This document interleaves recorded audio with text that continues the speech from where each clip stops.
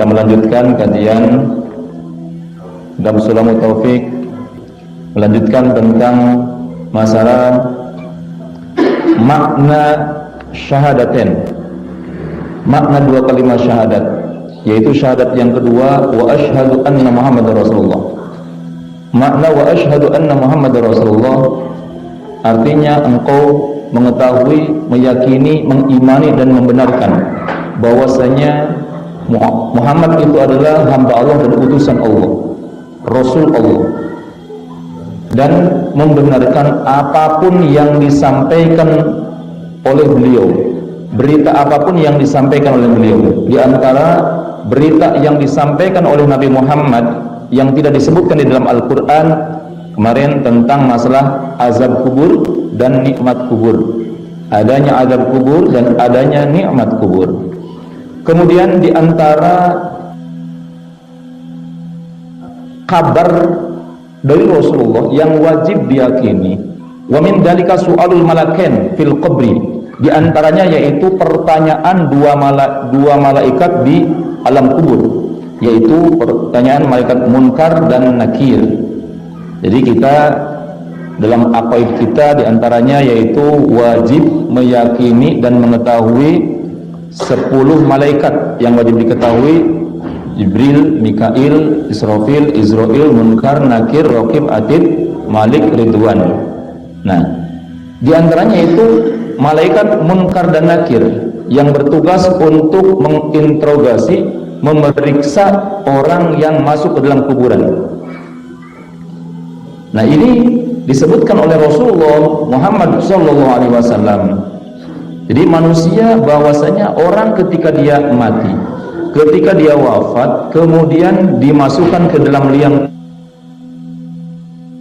kubur, maka setelah para pelayat itu meninggalkan kuburan, 7 langkah mereka meninggalkan kuburan, maka diriwayatkan bahwasanya dia, si mayat itu akan didatangi oleh 2 malaikat, yaitu malaikat Munkar dan Nakir. Dalam hadis Syekh Muhibbut Tabari dalam kitabnya Ar-Riyad An-Nadrah, beliau mengatakan dari Nabi Muhammad SAW bahwasanya qala idza wudi'ar rajul fi qabri atahu Munkar wa Nakir, ketika seseorang diletakkan di dalam kuburannya maka akan datanglah Munkar dan Nakir. Dan ini kita semua nanti akan masuk ke situ. Jangan memikirkan orang lain. Kalau orang lain dengan urusannya masing-masing, ini kita semua itu akan ke sana nanti. Semua akan mengalami. Nah, malaikat Munkar dan Nakir wa huma malakani faddani ghalidani aswadani azraqan. Munkar dan Nakir itu adalah 2 malaikat yang keras, kasar, aswad hitam, azraqa biru, hitam kebiru-biruan. Alwanuhuma kallail ad-damis, warnanya itu seperti hitam, seperti malam yang sangat gelap gulita. Aswatuhuma karra'dil qasif, suaranya itu seperti ra'ad, seperti bentar, seperti gelap, seperti petir yang menyambar. Jadi ketika berbicara man rabbuka, itu seperti petir yang menyambar. Uyunuhum kasyahbit kawakib, mata mereka, mata malaikat Munkar dan Nakir al-ka qudurin nuhas min syiddati humratiha, itu seperti tembaga, seperti tembaga yang merah menyala, seperti tembaga yang merah menyala, saking merahnya, saking merahnya mata mereka. Yarau ma'an nadir kalbarbil khotif. Kemudian anyabuhuma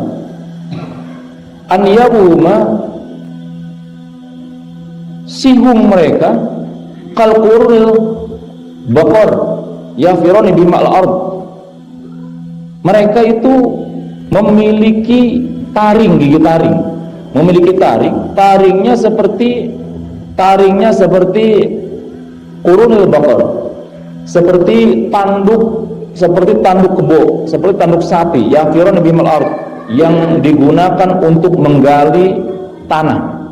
wa syu'uruhuma masdulatun yajurrunihima alal ard. Rambutnya panjang, masdulatun, terurai ke belakang. Jadi ketika jalan terurai rambutnya itu, tertarik. Wan nafasuhuma karril asif, nafasnya itu seperti angin yang menggelembung. Wa kalauma qaradil qasif, ucapannya, suaranya seperti petir tadi. Wa yakhruju lahibun nar min afwahihima, dan ketika berbicara akan keluar dari mulutnya itu lahibun nar, api yang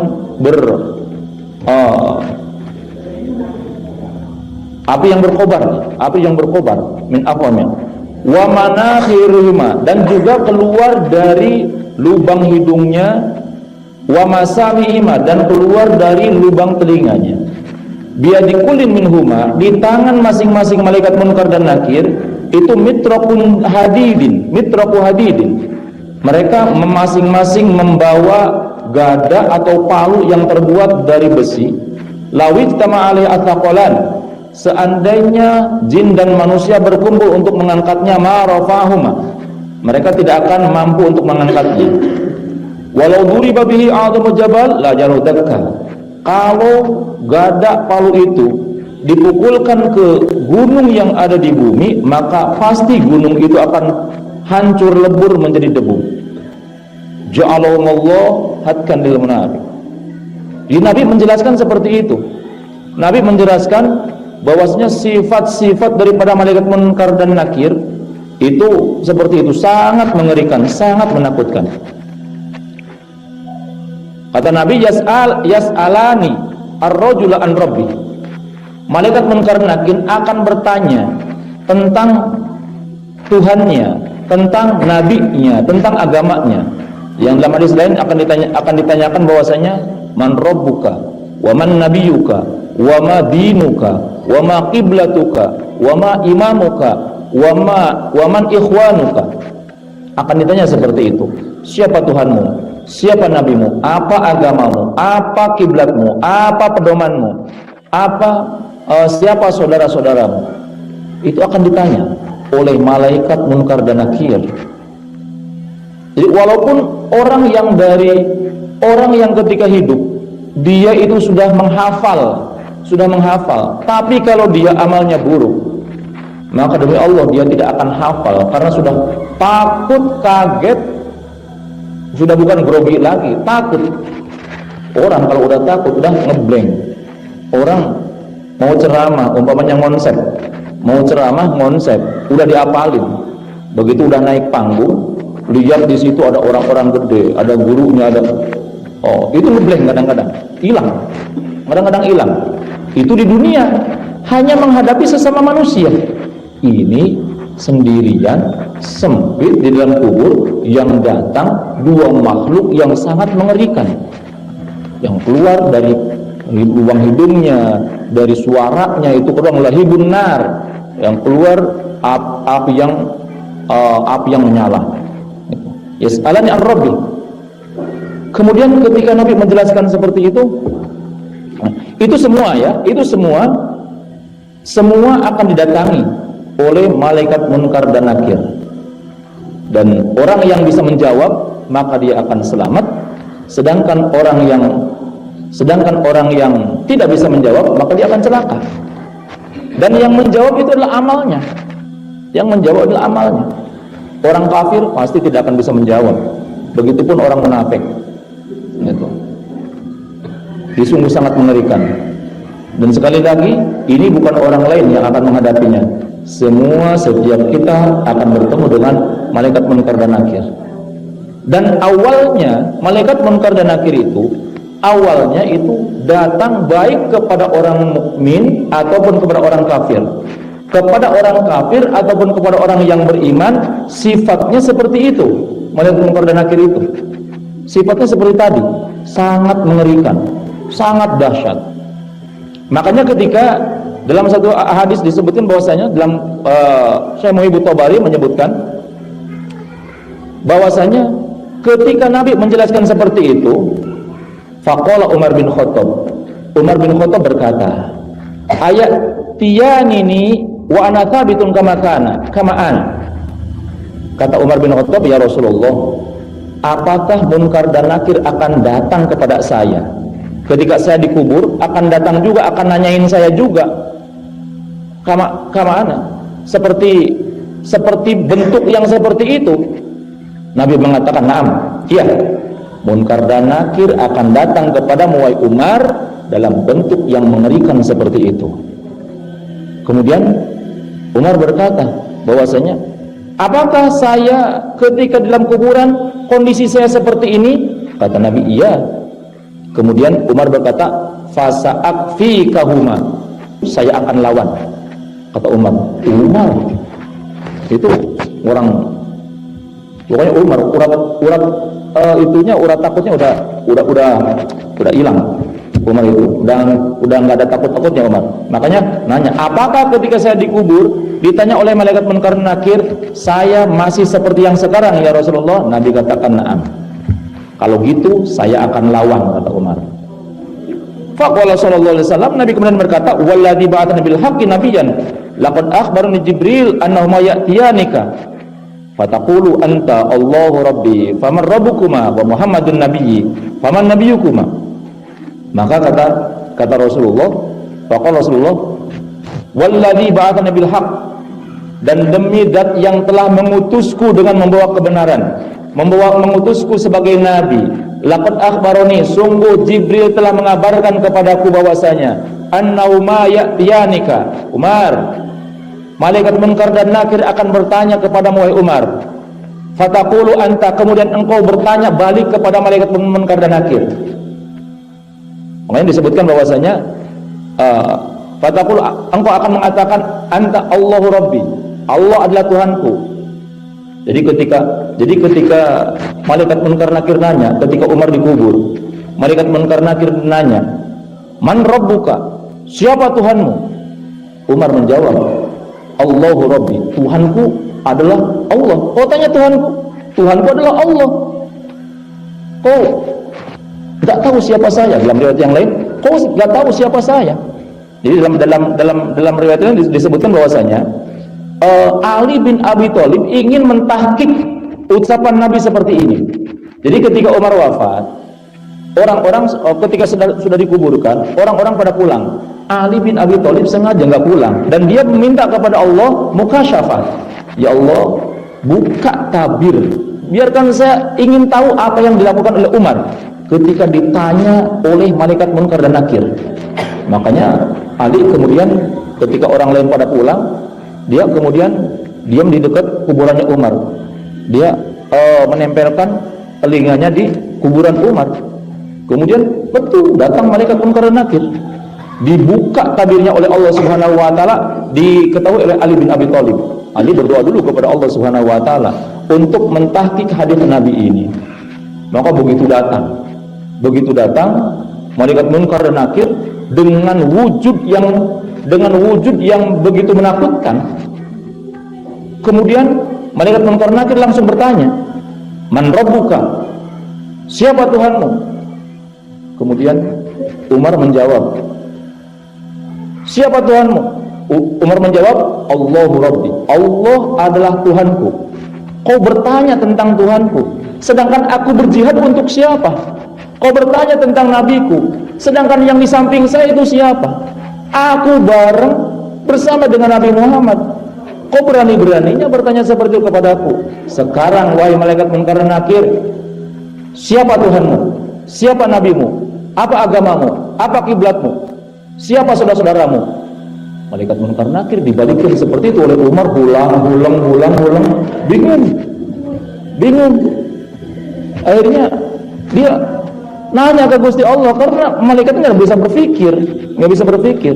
Ketika ditanya seperti itu dibalikin oleh Umar, itu nggak ada yang berani bertanya seperti itu selain Umar, ya. Nggak ada yang berani seperti itu. Dan ini sudah disebutkan oleh Nabi.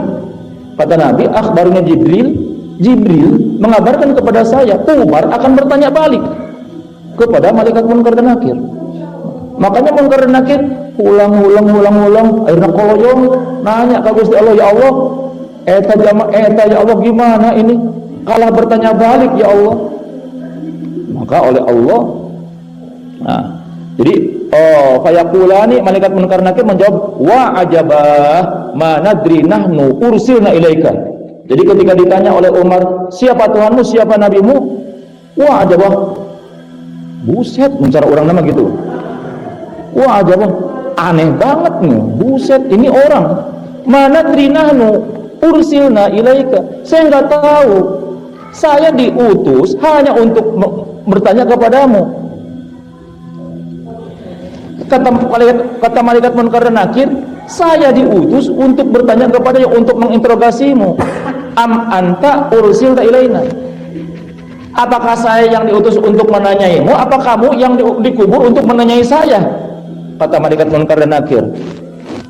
Wah ajaba, buset, kata malaikat munkar dan nakir itu. Nah kemudian setelah itu kata Allah kepada malaikat munkar dan nakir, udah biarkan Umar, dia kekasih saya, dia kekasihnya Rasulullah, dia teman daripada makhluk pilihan Allah, yaitu temannya Nabi Muhammad sallallahu alaihi wasallam. Kemudian tidak cukup sampai situ Umar. Kemudian dia berkata kepada malaikat munkar dan nakir, wahai munkar dan nakir, kata Umar. Dalam riwayat yang lain disebutkan, wahai munkar dan nakir, apakah engkau datang kepada muslim juga, kepada orang lain juga, orang yang beriman, wujudmu seperti ini? Kata munkar dan nakir, iya seperti ini. Kemudian kata Umar, wahai munkar dan nakir, berlakulah sopan kepada orang yang beriman. Jangankan orang lain, aku Umar melihat wujudmu, aku aja takut melihat wujudmu, apalagi orang lain, kata Umar. Oleh karena itu, rubah wujudmu ketika engkau mendatangi kepada orang-orang yang beriman. Setelah itu munkar dan nakir tunjukkan ke Gusti Allah. Kata Gusti Allah, iya, kabulkan apa yang diminta oleh Umar, karena itu sudah ada dalam peraturan itu di Lauh Mahfuz. Makanya sejak saat itu, sejak diinterogasinya Umar itu, malaikat munkar dan nakir ketika menginterogasi orang mukmin, orang yang beriman, itu wujudnya tidak seserem ketika mendatangi orang-orang kafir dan orang-orang munafik. Makanya disebut malaikat munkar dan nakir, malaikat yang keras kasar. Tapi kalau kepada orang mukmin namanya mubasyir dan mubasyar. Itu. Jadi mubasyir dan mubasyar. Wa amal muwaffaq falahu mubasyir wa basyir.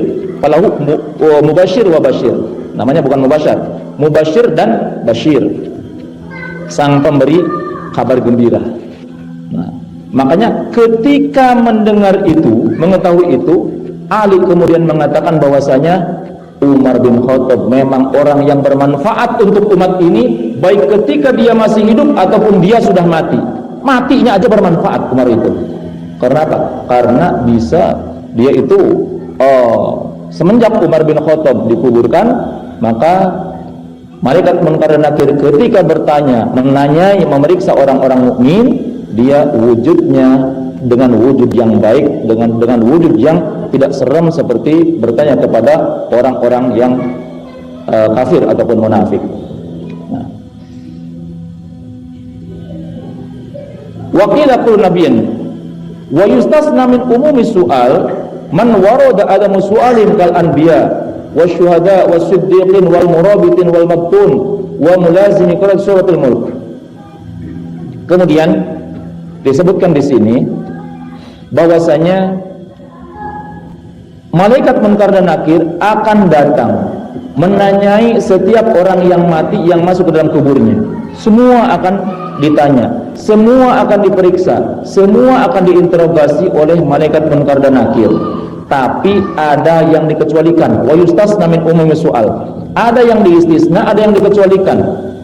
Yang sebagai man warada adamu salim. Ada orang-orang yang tidak diperiksa oleh malaikat munkar dan nakir karena sudah jelas selamatnya. Jadi tidak akan diperiksa oleh malaikat munkar dan nakir.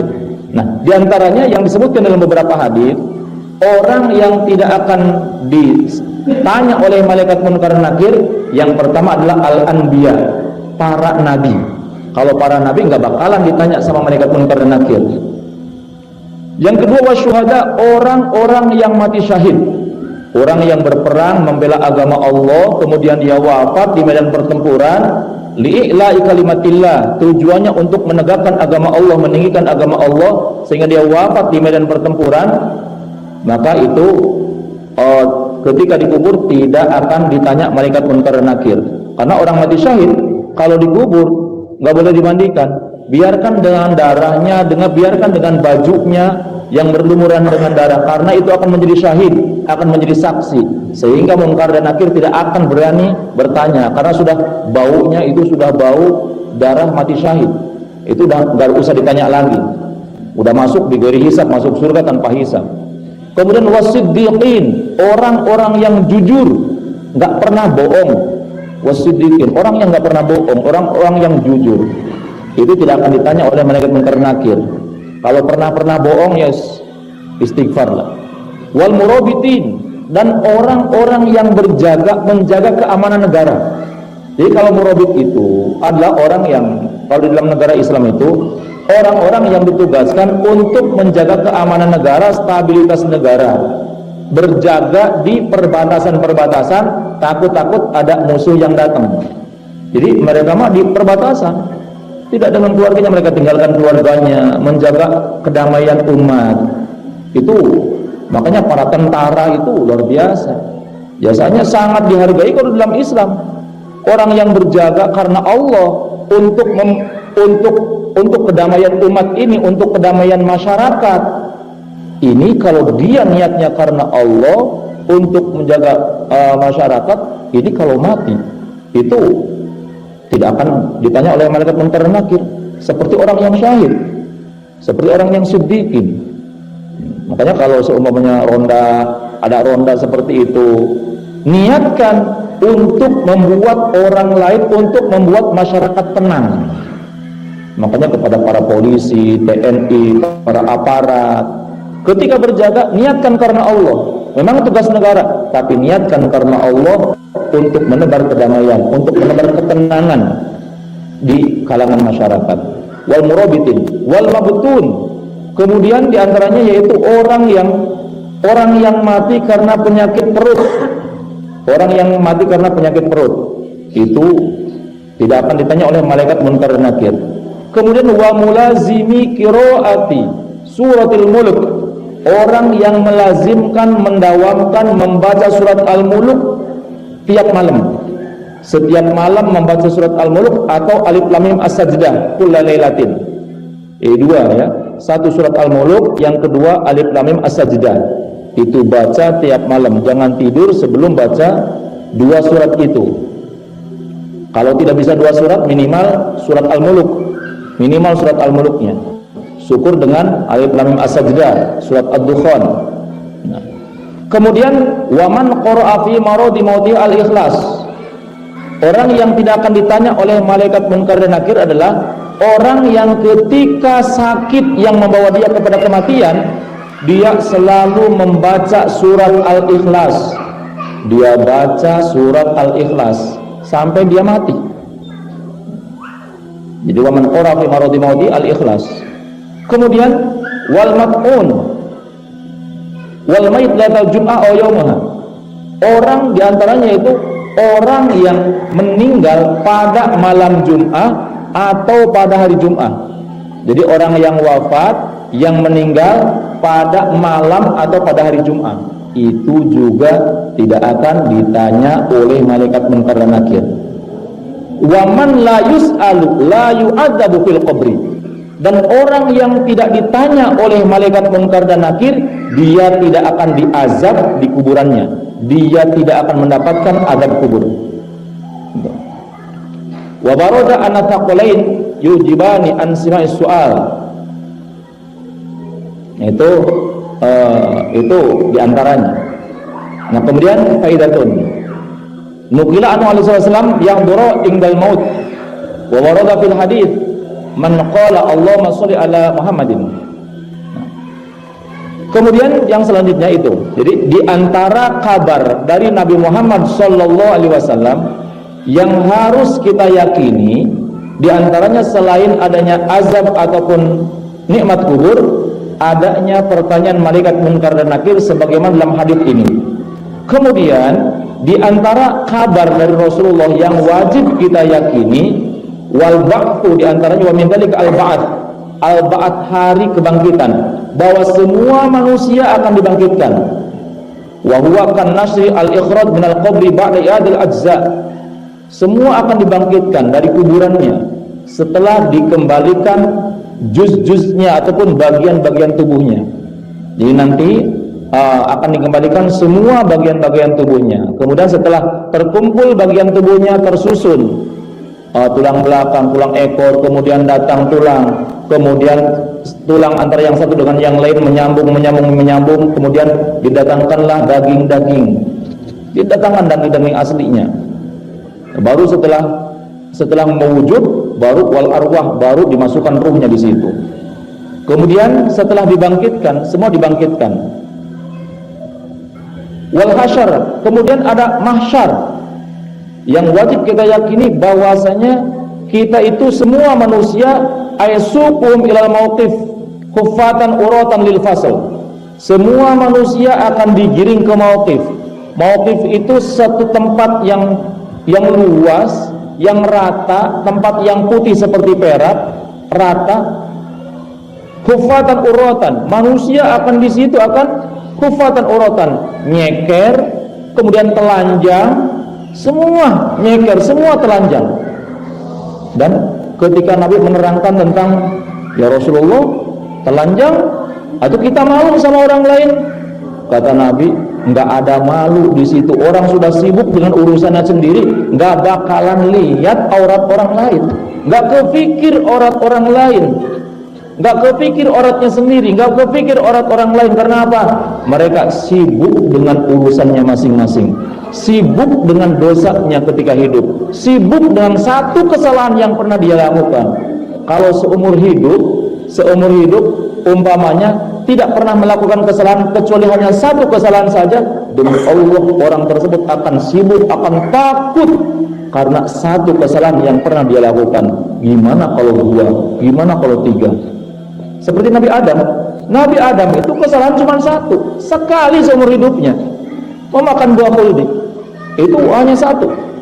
Tapi hanya gara-gara karena satu kesalahan itu, padahal sudah mendapatkan ampunan dari Allah, Nabi Adam dia mengatakan ketika didatangi oleh seluruh manusia, dia mengatakan, aku saat ini sedang takut, Allah marah kepada saya, takut, jangankan untuk menolong kalian, diri saya sendiri saya nggak tahu selamat apa enggak, kata Nabi Adam. Coba nanya kepada Nabi Nuh. Jadi seperti itu. Makanya itu di annahum, dalam hadis disebutkan bahwasanya annahum yusyaruna musyatan wa rukbanan wa ala wujuhihim. Di alam mahsyar dalam hadis disebutkan manusia akan dikumpulkan semuanya, ada yang berjalan kaki, ada yang naik kendaraan, dan ada yang berjalan di atas wajahnya. Wajahnya di bawah, kakinya di atas. Jalan pakai wajahnya, diseret, jalan pakai wajahnya. Ada yang seperti itu. Dan wa awwalu man yub'atu wa yuraddu wa yaridu al-mahsyar, orang yang pertama dibangkitkan dari kuburan dan didatangkan ke alam mahsyar dan masuk ke dalam surga adalah Nabiuna Muhammad sallallahu alaihi wasallam. Orang yang pertama kali dibangkitkan di alam mahsyar adalah Nabi Muhammad sallallahu alaihi wasallam. Kenapa Nabi Muhammad yang dibangkitkan pertama kali, bukan yang lain? Karena Nabi Muhammad itu permintaan Nabi Muhammad. Karena Nabi nggak mau ketika ada umatnya yang dibangkitkan duluan, kemudian dia umatnya itu minta syafaat kepada Nabi, ingin bertemu dengan Nabi, minta syafaat kepada Nabi, nabinya belum dibangkitkan. Jadi Nabi sengaja dibangkitkan oleh Allah Subhanahu wa taala, dikabulkan permintaannya untuk memberikan syafaat kepada umatnya, agar jangan sampai begitu bangkit kemudian umat tidak bertemu dengan nabinya.